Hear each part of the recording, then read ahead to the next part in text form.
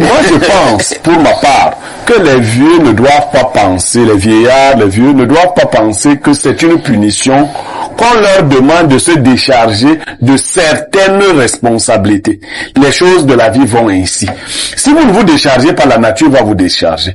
Maintenant, aux jeunes, je dis que ce n'est pas comme... Vous n'irez pas négocier avec les vieux pour qu'ils se déchargent. Il faut bousculer les vieux. Il faut les bousculer. Vous êtes en train d'appeler à la rébellion, là.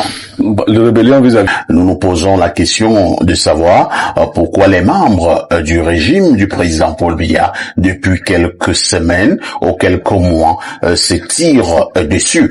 C'est vrai que la question qu'on peut poser à ce maire, c'est de savoir comment aller en guerre contre les vieillards du côté de l'Est et soutenir le président de la République. Il y a un journal parution de ce matin qui pose cette question. Pierre Blériot, c'est pas la question que moi je vous pose. Moi je vous pose une autre question. Lorsque nous assistons à ce bal de sortie de certains membres du gouvernement qui se tirent dessus, certains pensent que ce sont les signes d'une fin de règne. Bon, vous savez, quand on nous enseignait en histoire au lycée, on parlait des signes précurseurs. Quand on parlait des séismes, voilà. Vous allez voir les bêtes qui commencent à s'agiter. Voilà. En histoire et en géographie, on nous enseigne. Même la Première Guerre mondiale, oui. Les causes lointaines, la cause immédiate et tout cela. Bien évidemment, que le parti RDPC va connaître dans les années ou les mois qui viennent de profondes mutations. Ces mutations sont déjà perceptibles. C'est un parti qui tend à se fissurer de l'intérieur parce qu'il n'a pas été bien structuré. Il a été structuré sur la base de la vénération et d'autres pratiques. Les gens ont l'impression de subir. Je voudrais dire quelque chose lorsque nous parlons de céder la place aux jeunes. Et beaucoup viennent nous dire souvent, non, mais les vieux ont l'expérience, les vieux ont ceci, ont cela. Non, il faut qu'on explique une chose. Ceux qui sont vieux aujourd'hui ne sont pas nés vieux. On ne naît pas vieux. Tout à fait. On est jeune. Et quand on est jeune, il y a des activités qu'on mène en tant que jeune. J'ai une sortie de DG Nguinefa qui explique qu'il a 70 ans, qu'il a été nommé DG à 39 ans, que son fils a 38 ans aujourd'hui, qu'il ne voit pas pourquoi lui il devrait encore être nommé DG. Son fils sera nommé DG quand?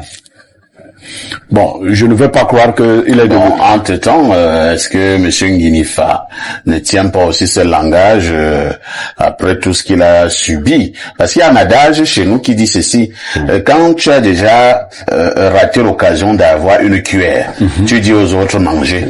En fait, si vous aviez la cuillère, vous allez aussi manger. C'est un très bel adage. Effectivement, le DG Nguinefa qui a passé 15 années en prison, peut quand même être devenu un temps philosophe. Bien sûr, et c'est une bonne chose. Vous savez, les Douala disent le malheur conduit à la prière. Pendant ce temps, je crois qu'il a pu philosopher et aujourd'hui, il parlait avec beaucoup de sérénité, de courage. Il allait plus loin. Il dit qu'il peut accepter un poste de PCA. Parce que c'est deux ou trois réunions par an, ça lui permet d'avoir de l'argent pour aller se traiter. Du carburant et autres. Mais qu'un poste de DG, qui est un poste opérationnel, nécessite qu'il marche, qu'il monte, qu'il voit si les projets sont réalisés.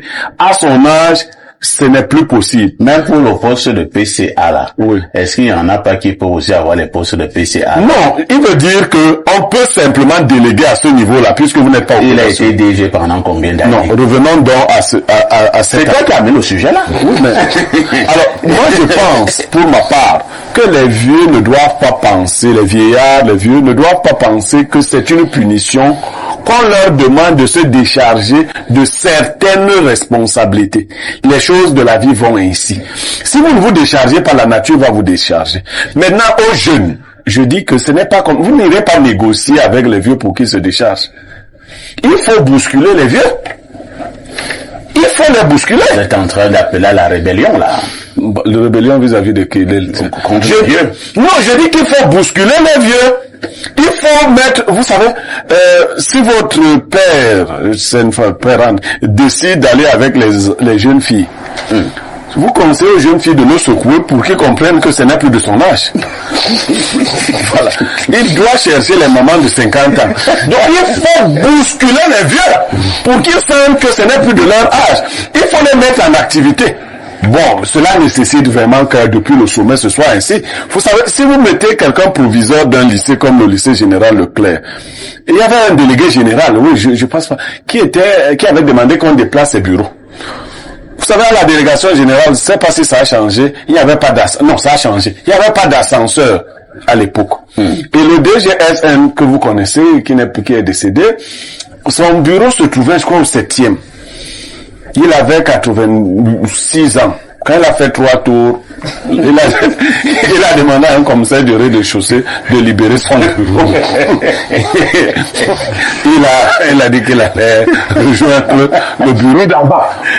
Oui, vous comprenez? Non, il faut les bousculer. Il faut leur donner beaucoup de travail. Le travail qui demande de la mobilité pour qu'ils sentent que c'est la nature qui oblige de s'arrêter à un moment ou à un autre. Il faut savoir faire les choses en leur temps.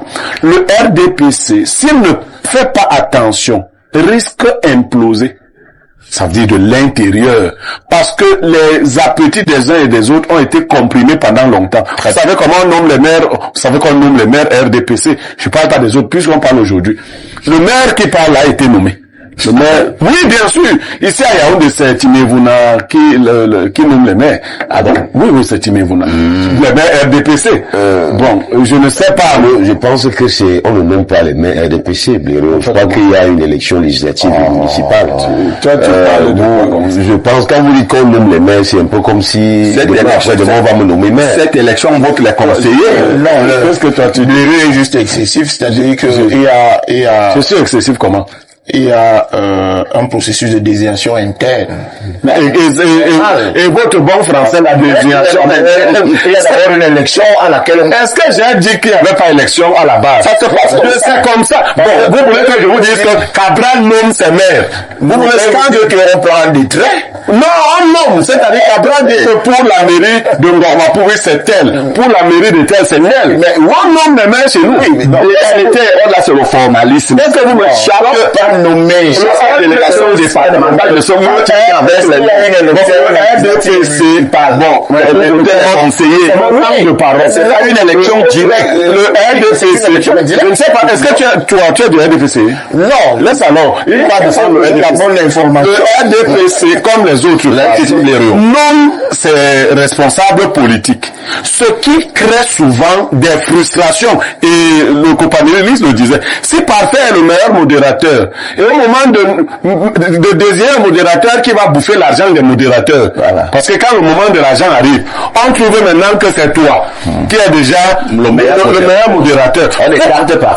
Vous pensez que Parfait, on n'écarte pas. On demande à Parfait de se soumettre à la discipline. Et quelquefois, on lui dit même que son tour va arriver. Comme si Parfait est trop jeune par rapport à toi. Et toi, en garde des mandats, il ajoute.